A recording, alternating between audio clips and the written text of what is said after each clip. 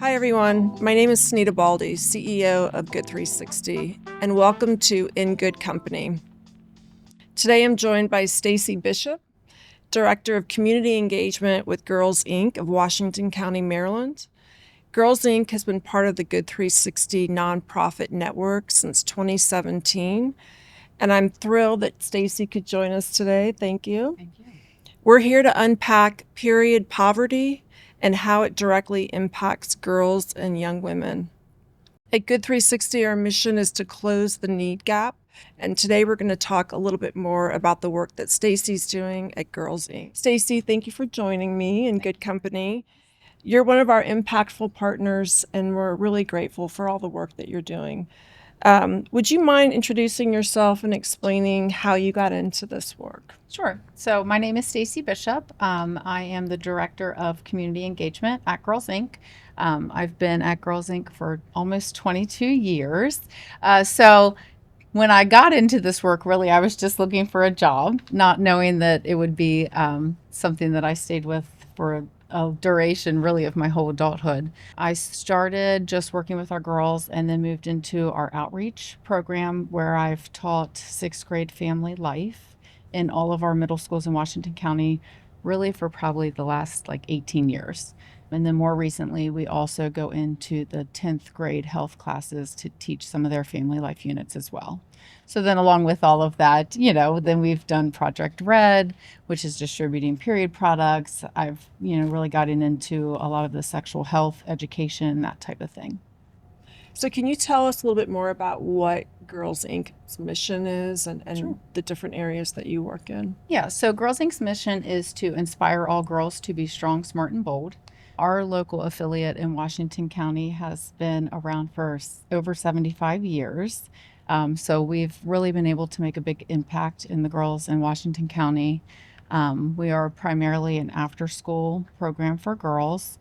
We do have a center that the girls come to every day after school, but then we also do outreach into the community as well, again, by going into the schools for family life. And then we also do some after school programming at some of our local schools as well. Great. As a twin girl mom, I know that this is such a pivotal moment in young girls' lives, and knowing that you all have a program like this is really special.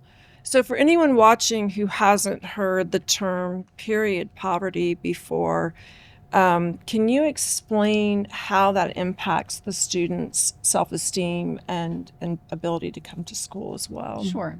So, period poverty basically is not having the funds to buy period products. And unfortunately, I think really it's a global health crisis. Locally, there definitely are kids that cannot afford period products. It does affect their attendance to school, it affects their ability to focus while they're in school. One thing I did learn while I was trying to be prepared was Maryland did pass a law in, I believe it was August of 2025, that Maryland middle and high schools are required by law to have product dispensers in their bathrooms. So, fortunately, our schools do have products available. However, in talking to some of the local high school nurses and counselors and health teachers, I have found out that a lot of kids still come to them for products. So even though they're in the bathrooms, they're not necessarily using them. One teacher commented that they'd rather come to the nurse because they get stuck in the machine. So it's like the machines aren't very user friendly.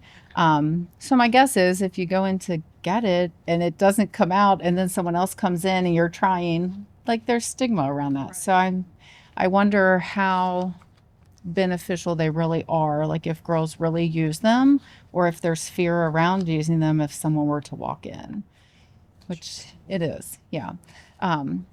But I do know there are a lot of kids that will go to the nurses. They'll go to their favorite teacher and ask for products every day, because they don't have them. They don't have them to bring with them to school.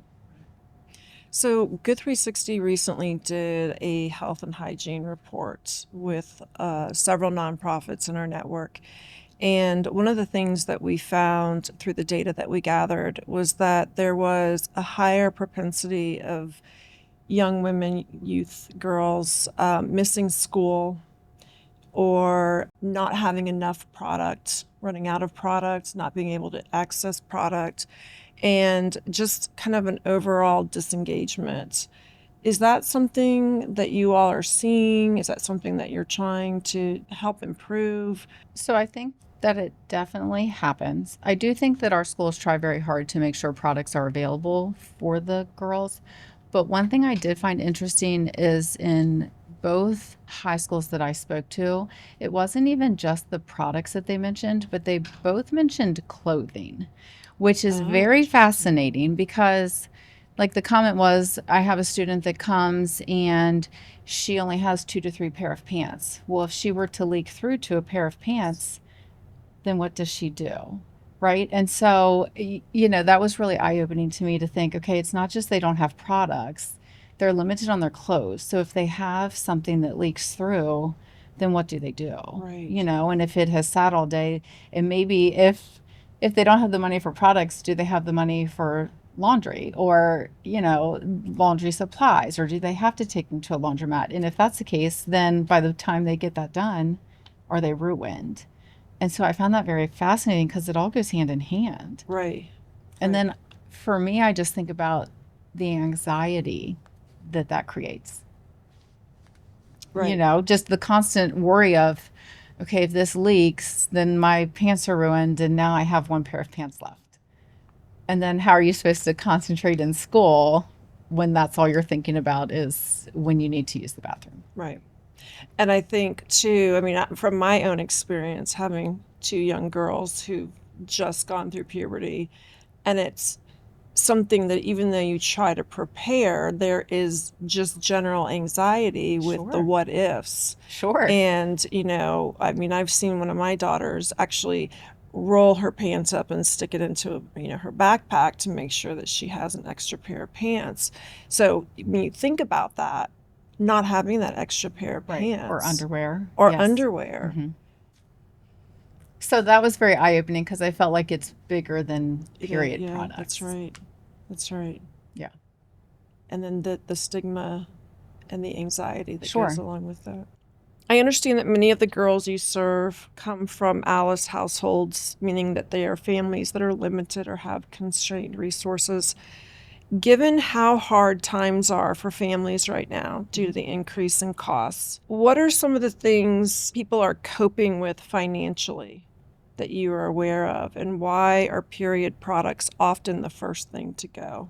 I think that a lot of our families, we have a very wide background of families that come to us as far as income, marital status, all of those things. But I would say overall, money's tight for just about everybody. And I think even though that period products are a necessity, they're not a life or death necessity. Right, So I think that if people have to choose, I think because you could maybe use toilet paper or something else as an alternative, even though it's not a great alternative, it's an alternative. That if you have to make a choice between something to eat or a period product, that's going to be the thing to go. Because if there's just not enough money to go around, then you have to give up something. and I would imagine in those cases, I'm just kind of thinking through, if you're using toilet paper or paper towels, and let's say you're in after school sports or an activity, which we always want our kids to be in, Sure. right? Especially at this age, then they're probably not going. They're Right. probably going to miss that Right. activity. Right. Right, because you think even with the proper products, you still may be concerned that there would be leak through or something like that. But with improper products, it's almost guaranteed to happen. Right. Can you share how you and your team are addressing period poverty in your community through Project Red, and tell us more about Project Sure. Red? So Project Red was something we started back in 2020 during COVID. It was where we were able to distribute period products to those that requested them. At the time, we opened it up to our community. It was for girls 18 and under. They could come to the center. We had distributions every so often, and they could come get period supplies. As we've kind of continued that project, we've shifted a little bit and currently are offering the program to girls that are members of our program. And we have about 9 families that participate right now, 9 girls, and we do a 3-month supply as a quarterly distribution. Okay. But one thing we are planning on doing next year, we also do a lot of work with the Kiwanis Club. One of our staff members is part of the Kiwanis Club, and they do a Kiwanis Cares program where they distribute a lot of hygiene products to the schools in the fall. And one thing we'd like to do, because there's been a higher request for period products, is use some of our funds from Project Red to help supplement and offer more products to more schools, because we're also finding there's a lot more elementary schools that are now requesting products. Yes. And that's a and with great the Maryland point. law, they're required to be in middle and high schools, but not elementary school. And I Okay. think now more than ever, there's more elementary school girls that have their periods. Interesting. That brings up a very good point. If they're not required to have product Yeah. in the elementary schools, then it's almost doubling down on the risk of the kids staying in school. And I do think that there's a lot of schools that make sure they have products available, Mhm. but unless they're being donated or given to them, then that's an added cost, which Right. they don't really have Right. either. But of course, Yeah. they need to have stuff available, because I think too, a lot of elementary school kids, that might be the first time they've gotten a period. And Right. it could be during school. During school. Mhm. Yeah, I'm just thinking about my own girls and being in elementary school last year. I never heard them talk about having access to product Right. in their bathrooms ever. Sure. And I'm sure there's not. Yeah. Yeah, I'm sure there's not. So, how can we collectively improve access to period products for girls and young women? I think that the more people have conversations, the more aware others become. If you think about schools, so schools are required to have access. They may be in the bathrooms, but again, are girls comfortable going? And then, are there other places in the school the girls can go? Do they know that? I also think about like English language learner students, and like, do they really know the access of things? And I don't know the answer, but I do think of some of those barriers that could maybe prevent students from knowing who to go to, where to go. Or I think of like someone who's shy. Well, they're probably not going to go ask, right? They may just fold up some Right. toilet paper and suffer through it and hope that for the best. I think as far as like organizations and businesses, just having conversations in your community to find out what the needs are and how you can help. I think honestly, just having products available where teens are is really important. Yeah, I think it just this conversation and thinking through. I mean, I've learned so much from our health and hygiene report, and Yeah.